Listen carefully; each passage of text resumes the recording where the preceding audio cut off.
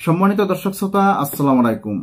দিল্লি ও আবুধাবিতে খোঁজ নিয়েও শেখ হাসিনার কোনো খবর পাওয়া যাচ্ছে না, এমন একটি ভিডিও আজকে সোশ্যাল মিডিয়ায় ভাইরাল হয়েছে। পররাষ্ট্র উপদেষ্টা তৌহিদ হোসেন বলেন, শেখ হাসিনা কোথায় আছে, কিভাবে আছে, আমরা খোঁজ নিচ্ছি, কোথাও তার কোনো এখনো খোঁজ পাওয়া যাচ্ছে না। শেখ হাসিনা কোথায় আছে এই খবরটা কিন্তু বর্তমান সরকারও জানেন না। কিন্তু গত 2 দিন ধরে আমরা একটা খবর পাচ্ছি, শেখ হাসিনা ভারতের দিল্লি ছেড়ে উনি দুবাই চলে গেছেন, এমন একটি খবর কিন্তু সোশ্যাল মিডিয়ার মধ্যে ঘুরপাক করতেছে। আমরাও এমন একটি খবর পেয়েছি, কিন্তু শেখ হাসিনা কোথায় আছে এই খবর কিন্তু সরকারও জানেন না, যে উনি দিল্লিতে আছেন নাকি আরব আমিরাতে আছেন, এই ধরনের খবর কিন্তু সরকার এখনো জানে না। কিন্তু শেখ হাসিনা কি তাহলে ভারতেই আছেন?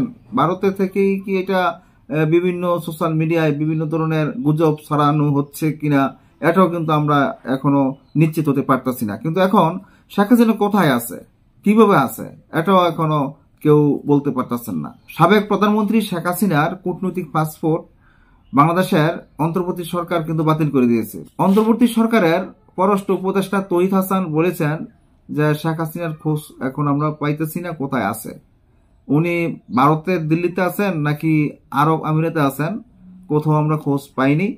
এই ব্যাপারে পররাষ্ট্র উপদেষ্টা তৌহিদ হোসেন কি বলেছেন, আসুন আমরা দেখে আসি যে কি বলেছেন। ভারতের দিল্লি ও সংযুক্ত আরব আমিরাতের আবুধাবিতে কূটনৈতিক চ্যানেলের সাবেক প্রধানমন্ত্রী শেখ হাসিনার খোঁজ নেওয়া হলেও তার হদিস পাওয়া যায়নি বলে জানিয়েছে পররাষ্ট্র উপদেষ্টা মোহাম্মদ তৌহিদ হোসেন।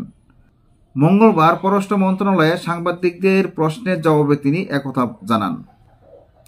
পররাষ্ট্র উপদেষ্টা বলেন, ওনার অবস্থান সম্পর্কে আমরা নিশ্চিত হতে পারিনি। আমরা দিল্লিতেও খোঁজ করেছি, আমিরাতেও খোঁজ করেছি, অফিসিয়ালি কেউ কনফার্মেশন দিতে পারেনি।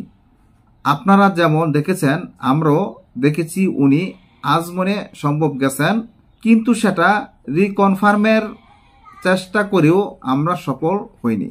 গত 5 আগস্ট ছাত্র জনতার আন্দোলনের ক্ষমতাচ্যুত হয়ে ছোট বোন শেখ রেহানার সঙ্গে নিয়ে ভারতে পালিয়ে যান শেখ হাসিনা। টানা 2 মাস সেখানে অবস্থান শেষে সম্প্রতি গুঞ্জন ছড়ায় ভারত ছেড়ে আরব আমিরাতে পাড়ি জমিয়েছেন শেখ হাসিনা। তবে শেখ হাসিনার ছেলে সজীব ওয়াজেদ জয় জানিয়েছেন তার মা এখনো ভারতেই অবস্থান করছেন। এদিকে শেখ হাসিনার সঙ্গে থাকা কূটনৈতিক পাসপোর্টও বাতিল করে দিয়েছে অন্তর্বর্তী সরকার। এ ধরনের পাসপোর্টধারীরা ভিসা ছাড়া ভারতে 45 দিন বৈধভাবে থাকতে পারেন, কিন্তু শেখ হাসিনা প্রায় 2 মাস ধরে ভারতে অবস্থান করেছেন। কূটনৈতিক পাসপোর্টে তার বৈধভাবে অবস্থানের মেয়াদও শেষ হয়ে গেছে। এখন তারা দেশটিতে কিভাবে অবস্থান করছেন তা পরিষ্কার করেনি ভারত। সাবেক প্রধানমন্ত্রী শেখ হাসিনা কোথায় আছেন, উনি কিভাবে আছেন, যদি পরবর্তীতে আমরা কোনো ভিডিও পাই তাহলে আপনাদেরকে জানানোর চেষ্টা করব। আজ এই পর্যন্তই, আল্লাহ হাফেজ।